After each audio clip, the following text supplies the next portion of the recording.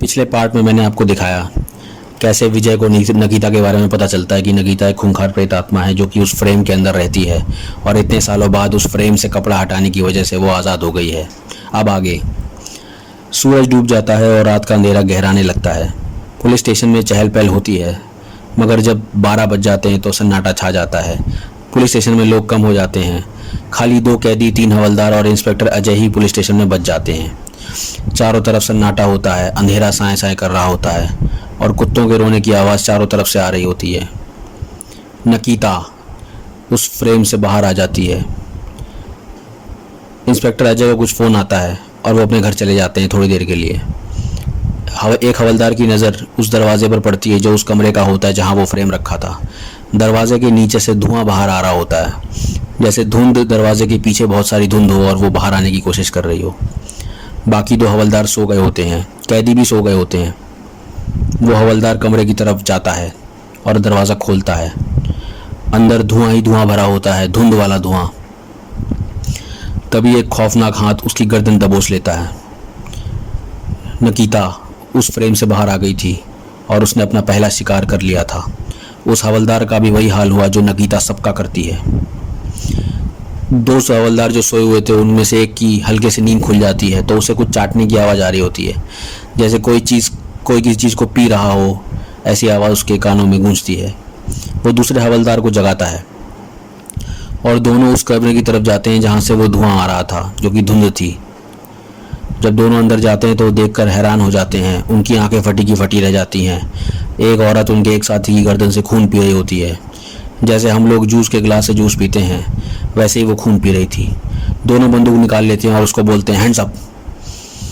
तो वो उनकी तरफ देखकर घूरने लग जाती है। तभी अचानक से बिजली गुल हो जाती है, अंधेरा छा जाता है। एक हवलदार दूसरे हवलदार का हाथ पकड़ने की कोशिश करता है, मगर ये क्या, वो उस हवलदार का हाथ पकड़ने के बजाय उस चुड़ैल का ही हाथ पकड़ लेता है जो उसके बगल में आकर खड़ी हो गई थी। वो हाथ उसको बहुत ठंडा लगता है, मगर वो कुछ नहीं कर सकता था। चुड़ैल उसको दबोच लेती है और उसका गला काट देती है। दूसरा हवलदार ये देखकर चीख उठता है और वहाँ से भागने की कोशिश करता है और दरवाज़ों के पास जाता है, मगर दरवाजे अपने आप बंद हो जाते हैं और उसका भी वही हाल होता है जो उसके साथी का होता है। Inspector Ajay police station phone करते हैं। यहाँ फ़ोन उठ जाता है तो इंस्पेक्टर अजय पूछते हैं, अरे वो वर्मा मर्डर केस की फ़ाइल कहाँ है? राम सिंह, वो वर्मा मर्डर केस की फ़ाइल निकाल के बाहर रख दो। तो उधर से एक औरत की आवाज़ आती है, आओ, पुलिस स्टेशन में संभाल के रखी है वो फाइल। और एक खौफनाक हंसी गूंज उठती है। इंस्पेक्टर अजय को कुछ अजीब सा लगता है और वो पुलिस स्टेशन रवाना हो जाते हैं। पुलिस स्टेशन जाकर उन्हें पता लगता है कि दोनों कैदी और उनके हवलदार सब मरे पड़े हैं। उनके गले फटे हुए थे और खून फर्श पर बिखरा पड़ा था। तभी वो चुड़ैल अजय के सामने आ जाती है। अजय ने रिवॉल्वर निकालकर उससे पूछता है कि तू कौन है?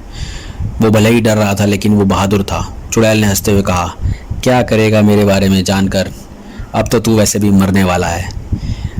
चुड़ैल ने जादू से अजय को बिल्कुल स्टैच्यू की तरह रोक दिया। वो अपने हाथ पैर नहीं हिला पा रहा था, एकदम जम गया था। ये चुड़ैल के जादू की वजह से था कि वो कुछ भी हरकत नहीं करवा रहा था। चुड़ैल धीरे धीरे मुस्कुराते हुए उसकी ओर बढ़ रही थी। उसके नोकीले दांत चमक रहे थे, लेकिन इससे पहले चुड़ैल उसका खून पी पाती, एक कपड़ा उसके ऊपर आ गिरा और उस कपड़े ने उसको ढक लिया। विजय भगवान के अवतार की तरह वहाँ आ गया था और उसने उस कपड़े को उस चुड़ैल के ऊपर डाल दिया था। वो चुड़ैल उस फ्रेम वाले कपड़े से ढक गई थी। चुड़ैल ने बहुत कोशिश करी कि वो उस फ्रेम वाले कपड़े से बच सके, लेकिन वो भगवान के नाम वाला कपड़ा जैसे उस पर चिपक गया था और वो चीख मारते हुए एक झटके से जलकर राख हो गई। अजय फिर से नॉर्मल हो गया। विजय ने अजय को पूरी बात समझाई। अजय को यकीन हो गया कि वो एक चुड़ैल ही थी। विजय ने अजय को बताया कि वो ये नहीं जानता था कि इस कपड़े को चुड़ैल पर डालने से वो जल जाएगी। ये कपड़ा तो उसके फ्रेम पर डालना था, मगर अजय को बचाने के लिए उसने ये रिस्क ले लिया और रिस्क कामयाब रहा। विजय ने उस मनहूस फ्रेम को लिया और उसको जला दिया। फ्रेम जब जल गया तो उसमें से काला धुआं चारों तरफ फैल गया। अजय ने विजय से माफ़ी मांगी और अपने सीनियर्स को कुछ नहीं बताया कि ये सब कैसे हुआ, क्योंकि कोई नहीं मानता कि ये सब किसने किया है। क्योंकि उस चुड़ैल को कोई भी नहीं जानता था और कोई भी उस पर विश्वास नहीं करता कि वो एक चुड़ैल थी। उस चुड़ैल का नामो निशान मिट चुका था। विजय वापस अपने घर की तरफ चला जाता है।